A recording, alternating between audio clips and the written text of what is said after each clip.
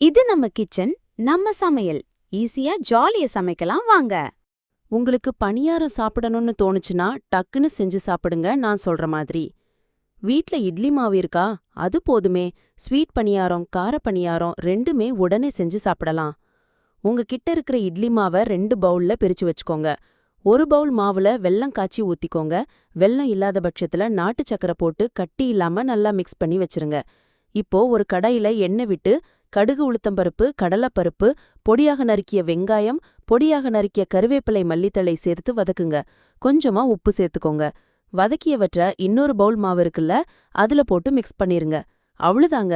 இப்போ நமக்கு ஸ்வீட் பணியார மாவு, கார பணியார மாவு ரெடி. இப்போ ஸ்வீட் பணியாரத்துக்கு நெய் விட்டு சுட்டு எடுங்க. கார பணியாரத்துக்கு எண்ணெய் விட்டு சுட்டு எடுங்க. சூப்பரா இருக்கும். சிம்பிளா வேலை முடிஞ்சுது. ஒரே ஒரு டைம் ட்ரை பண்ணி பாருங்க.